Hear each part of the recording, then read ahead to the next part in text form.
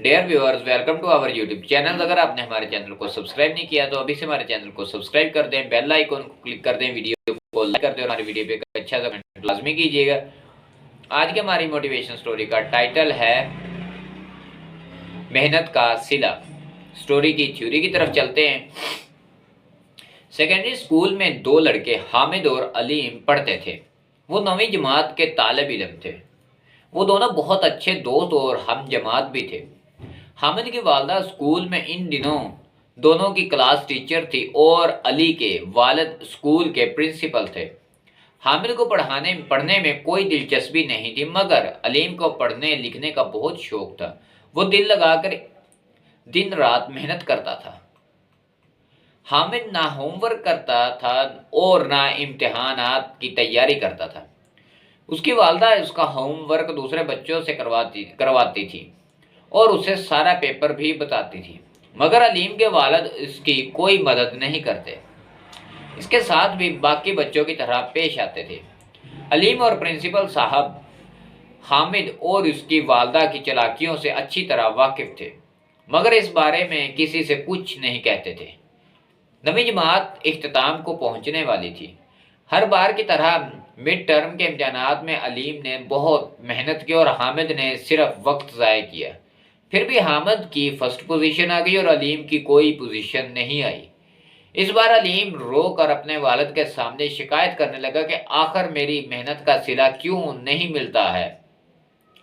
इसके वालिद ने उसे तसल्ली देते हुए कहा, बेटा, हर बुरे को उसकी बुराई का अंजाम और हर अच्छे को उसकी अच्छाई का सिला देने वाली ज़ात अल्लाह तबारक व तआला की है। बस तुम अल्लाह पर भरोसा रखो और कभी मायूस नहीं होना। अलीम ने मुस्कुराकर सर हिलाया और मेहनत जारी रखी। अलीम को उसकी मेहनत का सिला मिल गया। उसने बोर्ड के इम्तिहानात में टॉप किया और हामिद फेल हो गया। हामिद और उसकी वालदा को अपनी गलती का एहसास हुआ और उन्होंने प्रिंसिपल साहब से माफ़ी मांगी।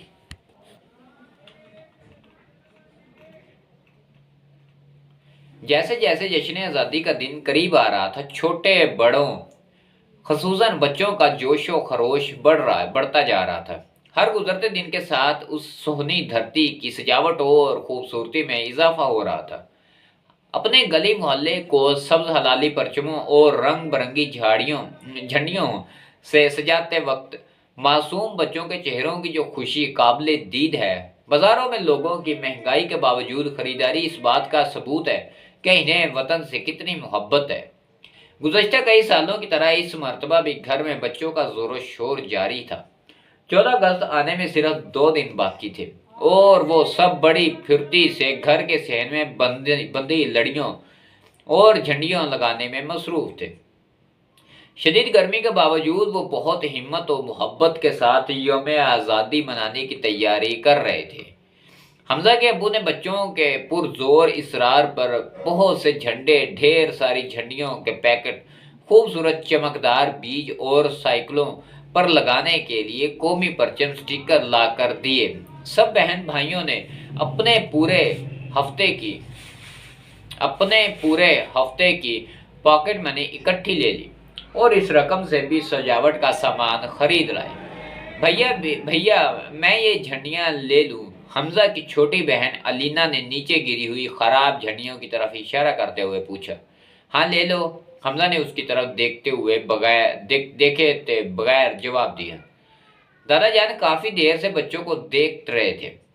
वो इस इंतज़ार में थे कि कब वो फारिग हों और वो इससे बात करें, लेकिन बच्चे थे कि खैर काफ़ी वक्त गुजरने के बाद उन्होंने सैफ को अपने पास बुला लिया। जी दादा जान, उसने दौड़ कर उनके पास आते हुए कहा। बेटा आप सुबह से क्या कर रहे हैं?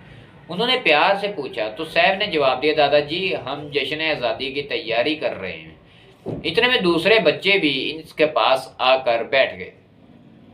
दादा जान ने इनसे पूछा, बेटा आपको पता है कि हम 14 अगस्त के दिन अपने घरों को क्यों सजाते हैं?